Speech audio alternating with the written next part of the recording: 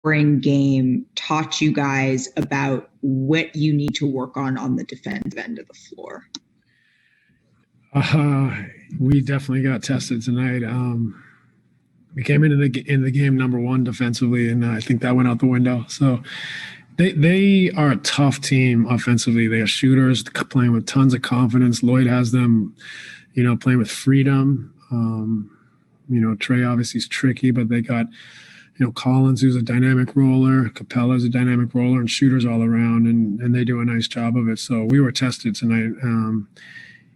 Our defense, you could say held up or didn't hold up, but at the end. But reality is, it was a new look for us, a new challenge, and we got to get a lot better at that end of the floor. So we'll take a look, we'll refine, when you're really stretched and challenged like that, it especially to a new young kind of situation like this, it can cause doubt. And so we got to make sure that we go in and solidify our process that wasn't tested like this thus far this year. Brian Lewis with the New York Post. I'm curious with KD and Kyrie in the fourth quarter, what they did. Was that a matter of you guys tactically changing anything to get them in the right spots, or was that just two very good players being great when they had to be? Yeah, I think in the case of Kai, he just was having an off night up until the fourth. He finally got his rhythm, and I think that gave him juice. And we tried to put him in situations that that he could thrive with a open floor and space it out for him, and he could attack the big. And he was obviously wonderful in the fourth quarter. So Kevin, I thought had a pretty solid game all around, almost a triple double, 33 points.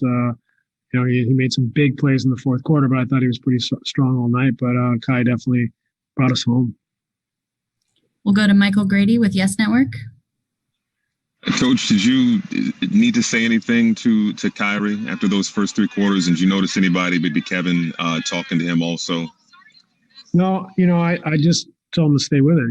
He's, what he's capable of. And, for me, it was just a frustrating night for him. It just didn't feel like he could get into a rhythm and find his spots, almost like he wasn't comfortable. And finally he found it. He dug deep and got a rhythm and found his comfort and was getting to his spots and executing. But I didn't have much to do with it other than trying to get him in as many open floor situations as possible, simplify things so that it wasn't difficult to read or process, and just keep things, very straightforward, especially once he caught his rhythm. And how did it feel for you out there with everything that Atlanta was throwing your way on the offensive side of the ball? And I think we saw you got as animated as we've seen you before with some of the calls as well. Yeah, this is all new to me, so maybe I need some experience taking these haymakers, but they're throwing threes in everywhere, getting dunks, offensive rebounds. And as a young coach, it's hard when you can't impact the game the way you're used to impacting it. So, but the guys hung in. That's the number one thing. I mean, you're not always going to win the way we want to win. Holding teams down tonight, we couldn't stop them, but we finally got enough stops to let our offense get going. And I definitely need a beer. We'll go to Greg Logan with Newsday. I love it, Steve. Just wanted to know, it's only the fifth game of the season, but was this a little bit of a gut check tonight, because it could have been 3 straight losses and you had to have your 2 big guys come through down the stretch?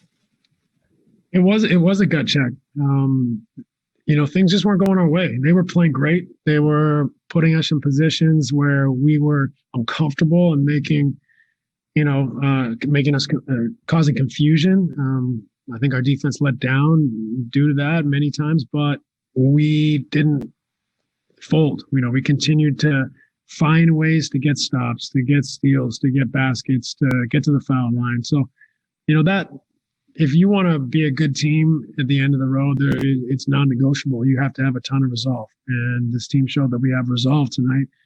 we just got to show we can play better defense next time we play them. We'll go to Christian Winfield with the New York Daily News. Hey, Coach, two for you here. One, obviously Torian and Landry were struggling shooting entering this game. Did you have any indication that neither of them were going to miss a shot today beforehand? And second, can you just talk about your centers today, what DeAndre gave you and what Jarrett gave you? Yeah, I asked TP and Landry, and they said they promised they wouldn't miss tonight. So I made sure that I gave them some opportunities.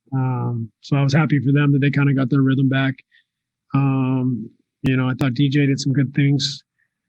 He's, it's going to be a challenge for him out there with a little guy like Trae Young and protecting the lobs as well. But I thought he gave us some good minutes, and JA was outstanding. Again, it's with his mobility and athleticism, he's able to do a lot of things. So, he was a force for us out there. Alex Schiffer with The Athletic. Hey, Steve, I'm taking a risk asking a starting lineup-oriented question, but just what did you like about starting TLC over Karras or some other options? Well, I think it's a great compliment.